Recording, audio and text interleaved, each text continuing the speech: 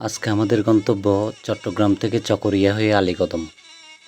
থানকোয়াইন ঝর্ণা বান্দরবানের আলীকদম উপজেলায় অবস্থিত একটি মনোমুগ্ধকর প্রাকৃতিক ঝর্ণা।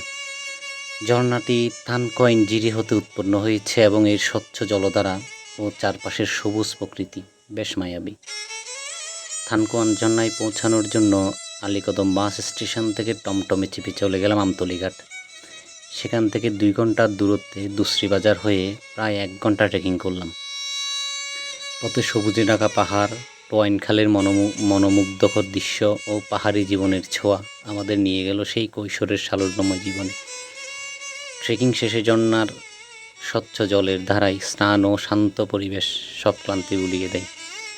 ঝর্ণার পাশেই আদিবাসীর ঘরে রাত্রিযাপন। এক পাশে মায়াবী ঝর্ণা আর অন্য পাশে বুনো রূপে টোয়াইন খালের প্রবাহমান জলের শব্দ এবং পাহাড়ের ঝিঝি পোকার সাথে অচেনা পাখির ডাক মন মাতিয়ে রাখে। ভোরে মেঘেরা ছুটে যায় শরীর ছুঁয়ে, সেই এক মোহময় অনুভূতি। সাথে নিজেদের হাতে রান্না করা খাবার খেয়ে নেটওয়ার্কবিহীন শান্তির ঘুম। জীবনটা যদি এইভাবেই কাটাওয়া যেত, কিন্তু জীবন মতো চলে। এই তো দিন এক রাত পার করে আবার যান্ত্রিক জীবনে চলে আসলাম। এরপরে শুরু হলো আমাদের আবার যান্ত্রিক জীবনে ছুটে চলা।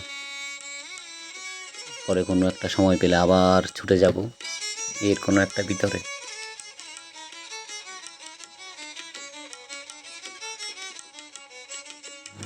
থানকোয়াইন ঝর্ণার 1 ঘন্টা ট্রেকিং করে তার উপরে হচ্ছে উপরের পাহাড়ে হাজিরামপাড়া।